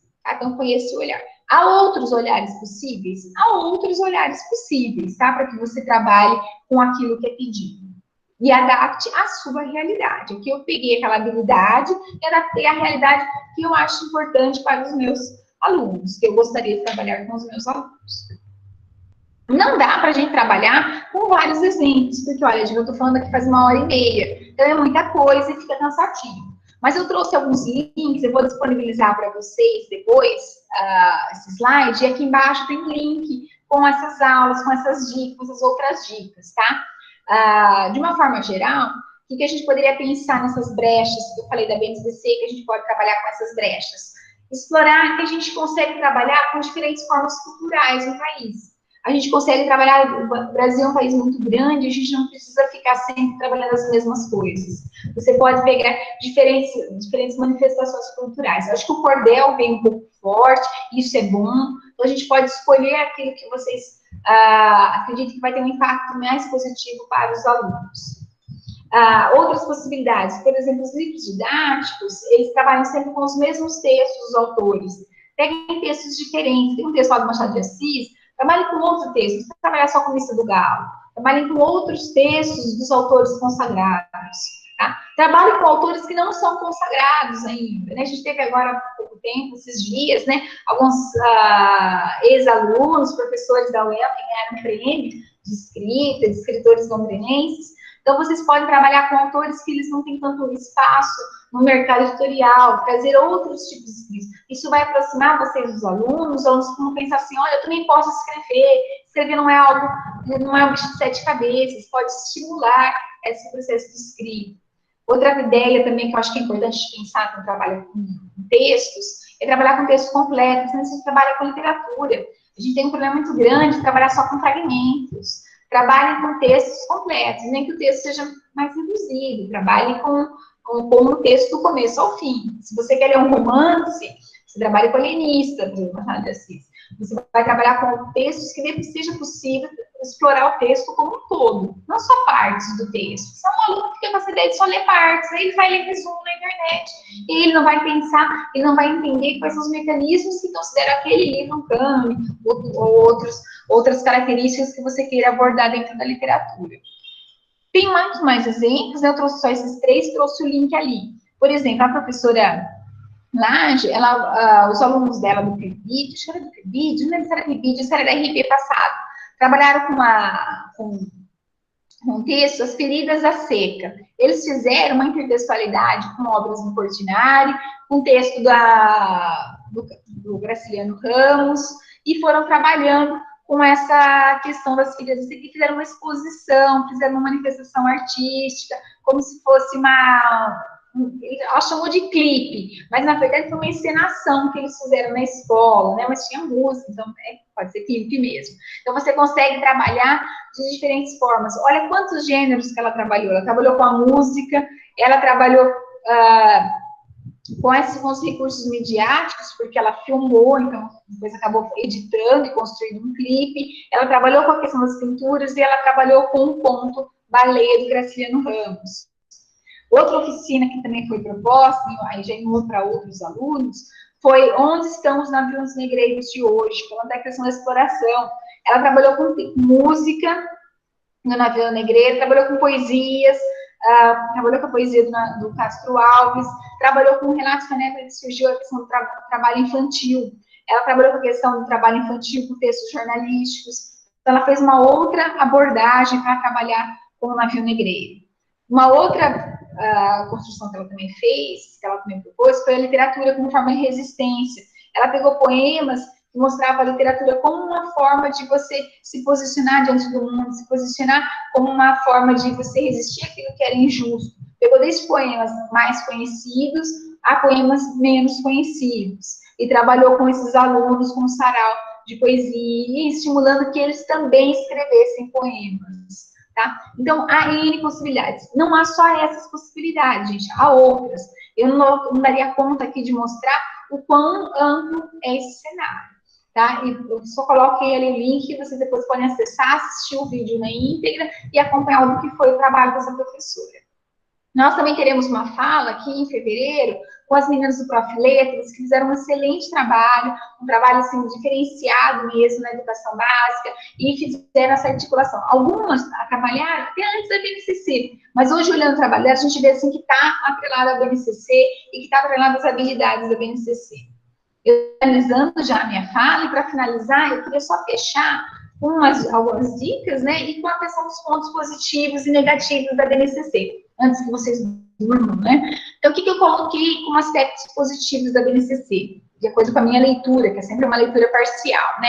Eu acho que ela teve de positivo, que ela tem em todo momento o combate ao discurso de ódio, combate às diferentes formas de preconceito. E eu acho que apresentar a cultura digital é também algo positivo, porque isso está na realidade dos estudantes. Quando eu era adolescente, a gente não tinha celular. A gente assistia, às vezes eu brinquei com a minha filha, eu falei assim, a gente tinha que assistir televisão mesmo, ou ir para a rua e brincar, responder enquete, colecionar papel de carta, era um outro mundo. Hoje em dia, a tecnologia, a internet chegou para ficar, mas às vezes a gente ignorar. Então, esses temas, eu acho que foi importante a inclusão. O discurso de ódio, ele vem crescendo no mundo inteiro, não é só no Brasil. A gente fala assim, mas é só no Brasil. Não, não é. É no mundo inteiro. Então, a gente tem que combater esse discurso de ódio, tem que combater o preconceito, e a sala de aula é um lugar para que isso possa acontecer. Trouxe também a inclusão de temas. Outros temas, como, por exemplo, o ensino da cultura afro-brasileira. Eu acho que isso foi um ganho muito grande. Na época que eu estudava, gente, a gente só estudava assim, literatura portuguesa e literatura brasileira. Literatura portuguesa e literatura brasileira.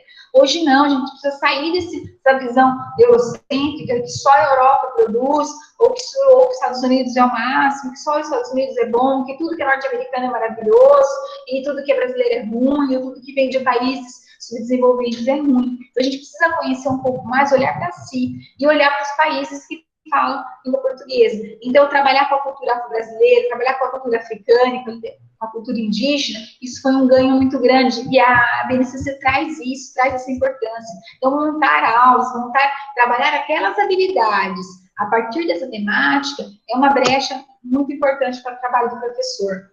Os direitos humanos, o ECA também são alguns ganhos. Eu coloco aqui esses aqui que eu considerei como ganhos. Há outras inclusões de temas que eu já não considerei que não sejam tão importantes para a nossa área, tá? Mas aí eu vou colocar no aspecto negativo. E eu acredito realmente que a gente consiga manter uma certa autonomia. Toda autonomia ela é relativa, né? Tudo depende do lugar que você está, do contexto que você está vivendo, das pressões locais que você sofre. Mas ela ainda manteve a autonomia do sistema de ensino, a autonomia do professor, tá? Pensando sempre que essa autonomia pode ser cerceada por alguns impeditivos locais, mas a BNCC em si, ela manteve essa autonomia. O aspecto negativo da BNCC, eu acho que ela tem um viés muito prático. Ela acaba valorizando algumas habilidades em detrimento de outras. Ela tem uma concepção, a concepção sobre o tema competência e habilidade, ela foi cunhada já na década de 80, né? Ela está muito voltada para o discurso do Banco Mundial, e que ela quer produzir pessoas que tenham competências o suficiente para serem empregadas, mas não para questionar essa lógica de mercado, não para questionar a nossa estrutura social. Então, essa valorização do lema Aprender a Aprender, quando ele coloca assim, olha, nós estamos formando alunos para trabalhar em profissões que talvez nem existam ainda. Eu acho que tem um certo olhar muito mercadológico, muito neoliberal, e isso a gente precisa trazer esse aluno para o chão, né? Muitas profissões já existem, e esse aluno ele precisa saber se posicionar, ele precisa se inserir no mercado de trabalho, mas ele não pode se deixar ser explorado por esse mercado de trabalho. Então, a gente precisa tomar cuidado com esse viés da BNCC. Eu acho que ela tem um número excessivo de gêneros, né? E aí, tudo aquilo que não tinha lugar para colocar, às vezes eu tenho a impressão que foi colocado na parte de português. Então, na parte de português tem a educação do trânsito. Então, não tem onde colocar tal temática, vamos colocar na área de português. Então, dá, às vezes, uma ideia de remendo.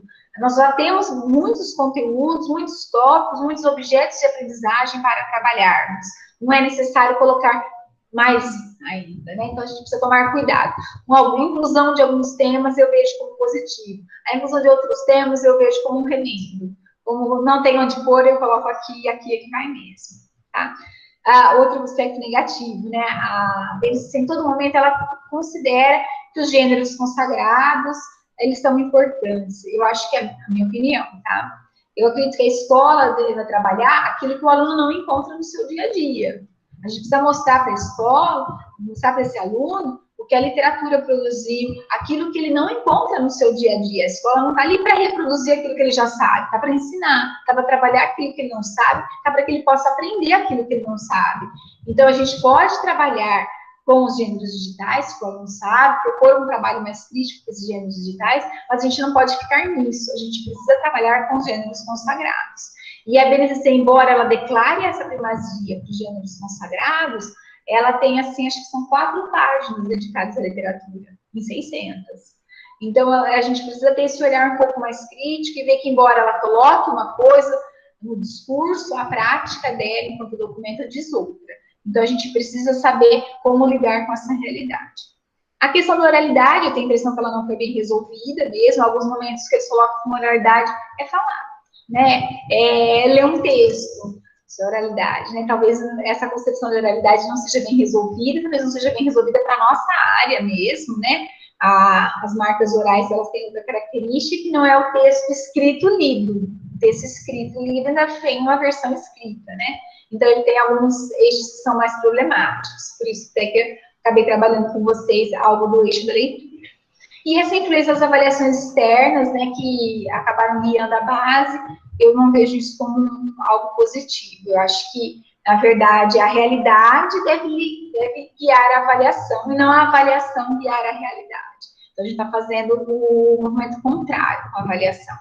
Mas isso, na minha leitura também da BNCC, vocês podem ter tido outra leitura do documento. Eu vou recomendar vários links para vocês estarem trabalhando, e assim, para que a gente consiga repensar, né? Eu não vou passar a tarefa ainda, porque a gente vai repensar como que a gente vai trabalhar a partir de fevereiro, mas há várias possibilidades para que vocês aprimorem o que a gente discutiu aqui hoje.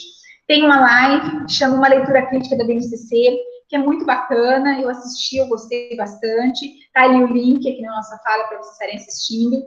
Tem um portal do professor, aquela primeira ideia que eu peguei da imagem do Bombril, eu tirei desse portal do professor, aquela imagem, foi o melhor lugar que eu achei. Ele tem, assim, algumas ideias de aulas trabalhadas, aulas que vocês podem adaptar à realidade de vocês, e é legal a gente conhecer o que os outros já fizeram, dando crédito a quem fez. A mesma coisa vocês, se vocês fizerem uma ideia muito legal, montarem uma estrutura de aula bacana, a gente publica esse texto, a gente coloca nesses sites, nesses repositórios digitais, para que outras pessoas possam estar trabalhando.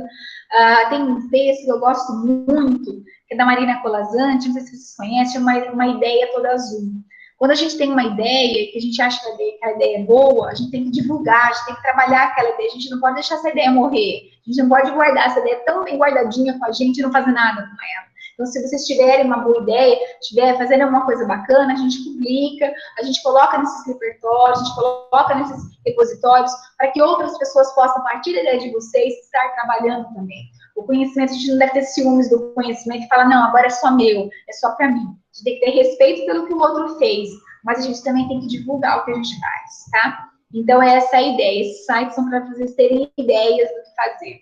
Tem o repositório do Prof. Letras. O repositório do Prof. Letras não está atualizado ainda, mas tem alguns trabalhos bem bacanas lá, trabalhos com HQ, trabalhos diferenciados, que podem dar uma luz, dar alguma ideia, dar algum norte. Ninguém é obrigado a inventar a roda sozinho, então a gente pode partir do que já foi feito. Tem outras duas videoconferências que eu gostei muito.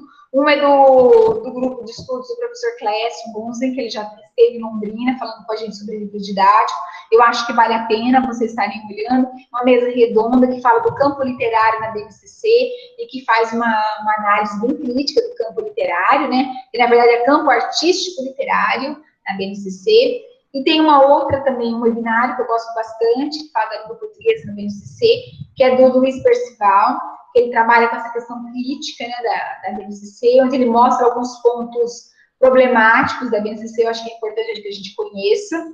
E é importante também que a gente conheça a BNCC, leia com bastante afinco. E tem aí também o site do MEC, que traz a versão oficial da BNCC, para que vocês conheçam a BNCC, vejam o que é falado da BNCC, aí o discurso oficial da BNCC, eles têm cursos, eu até estou inscrito em 3 desses cursos, e sempre que eu tenho tempo eu vou lá e faço as atividades, e esses cursos você faz do jeito que você pode.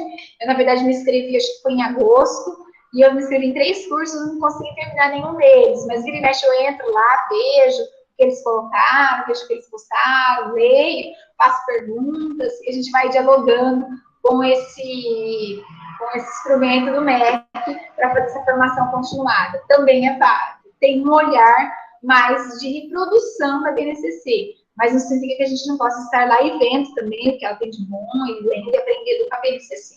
Então, vale muito a pena, tá? Tem outros, mas eu também não dei conta de organizar todos para que vocês estejam vendo.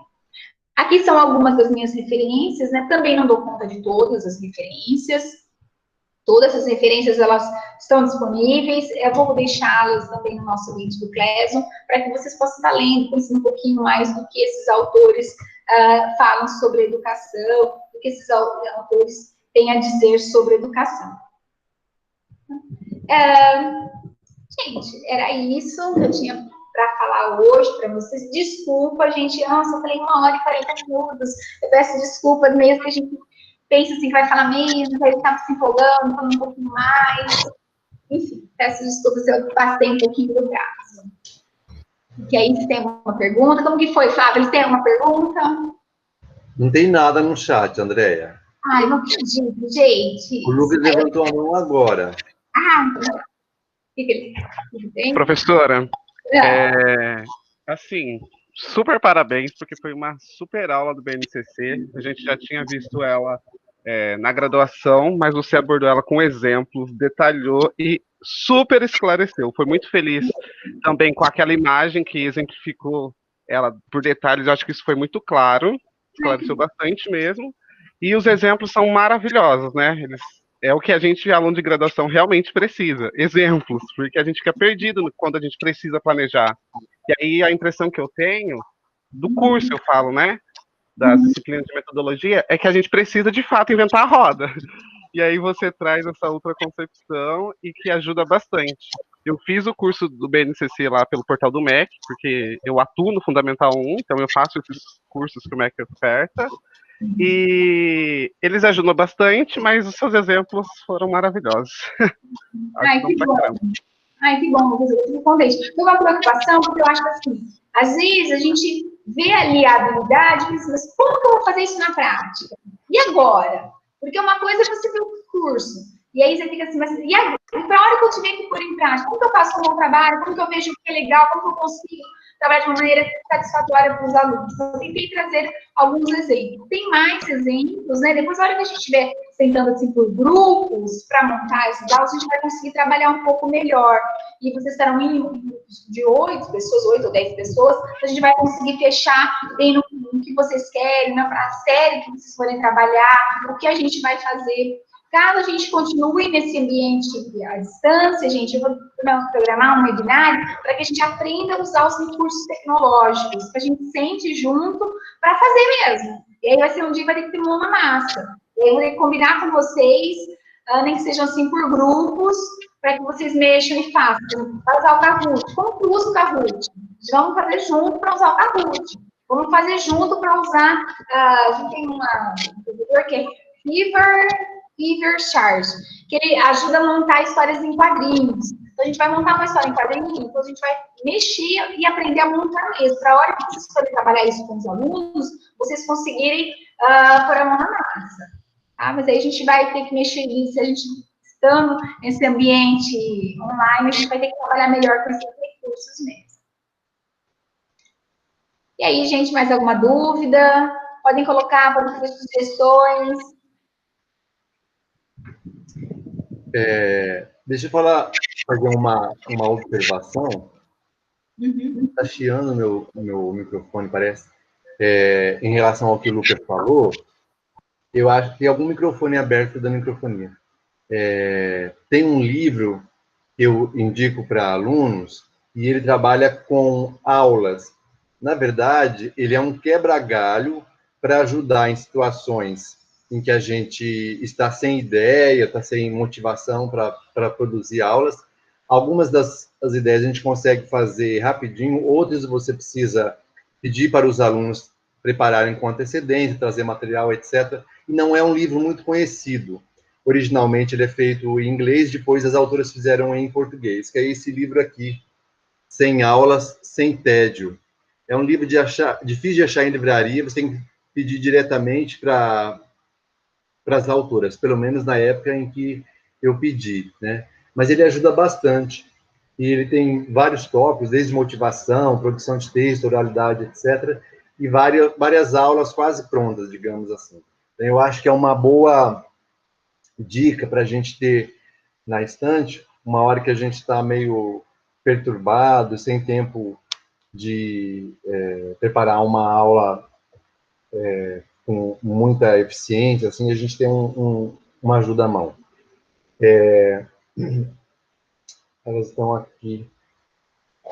Flávio, coloca a indicação completa dele lá no Classroom, para a gente estar dando uma olhada. Tá.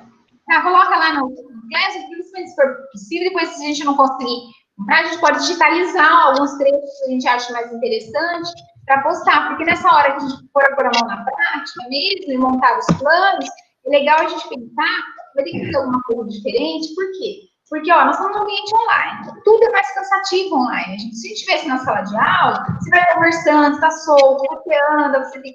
Onde você está sentado, você vê o ouvindo, já cansa. Vocês são mais disciplinados, vocês são mais educados, vocês não têm mais maturidade. O aluno, se você vai pegar um aluno de 11 anos e está dando 1 hora de aula para ele não vai nem ficar sentado. Ele não vai ficar cansativo. Então, a gente precisa pensar em metodologias diferenciadas para trabalhar o aluno nesse contexto. Porque o contexto online, gente, ele é muito cansativo. Entendeu? Ele exige mais do professor. A gente tem que pensar o seguinte, todo mundo está perdendo a questão da pandemia e não tem outro jeito, vai ter que trabalhar online. Mas quem está perdendo mais é o professor, porque é muito desgastante.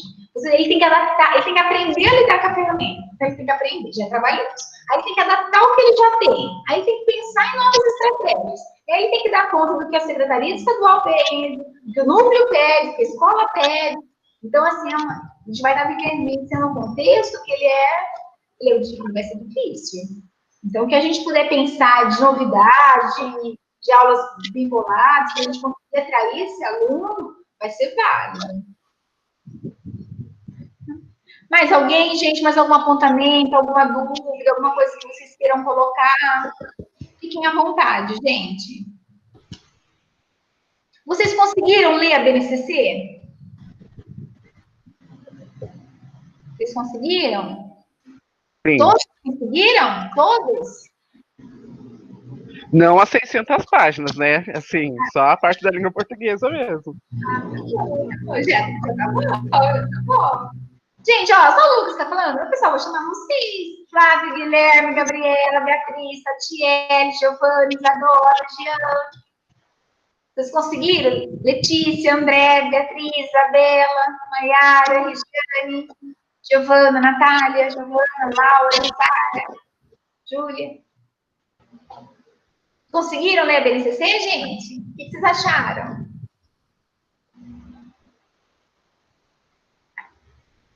Ó, não pode falar todo mundo junto, tá? Mas não vou conseguir entender.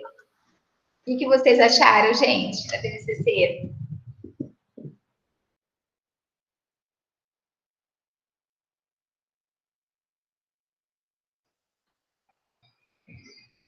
Gostaram da BNCC? Conseguiram ler bastante da BNCC? Ou já estão cansados?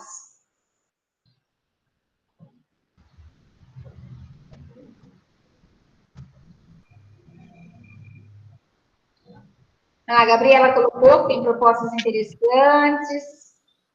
Uhum. O Jean colocou que foi importante para revisitar alguns temas. Isso, importante. A Gabriela colocou que é importante valorizar o conhecimento prévio dos alunos, isso mesmo. Vamos casar com o novo, isso mesmo, Gabriela. A gente precisa tomar cuidado, gente, para não ficar assim, só trabalhando também aquilo que o aluno gosta e aquilo que o aluno já sabe. A gente parte do que o aluno gosta, a gente parte do que o aluno já sabe e caminha. Porque a escola também tem que ter essa função de ensinar, de trabalhar. Porque para você pensar que para muitas crianças a escola é a única possibilidade que ele tem para trabalhar com literatura, para discutir alguns textos, para exercitar a escrita. Ele não faz isso em outros contextos. Então, a gente tem que assumir essa função da escola. A gente não pode deixar essa função para outras pessoas, para outras esferas. Tudo bem, gente? Mais alguma dúvida? A partir desse ano, agora 2021, as escolas de ensino médio deveriam aderir à BNCC, né?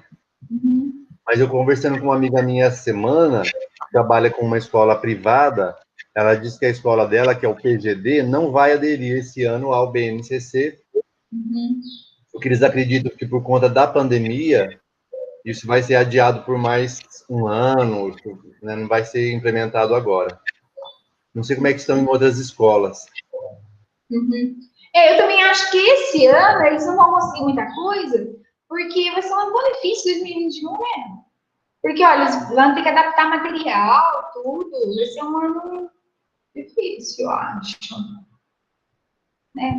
Bom, pode ser que eu esteja preparada para o pior, né? E seja um ano ainda tudo certo, tenha vacina para todo mundo, que todo mundo esteja bem, e que a gente já passe a pasta já em outra sintonia, né? Mas talvez a gente não tenha vacina para todo mundo, talvez a gente tenha um ano de... Talvez o primeiro semestre de 2021 seja um semestre complicado ainda. Talvez. Gente, mais alguma coisa? Tudo bem? Então eu vou encerrar a gravação, gente.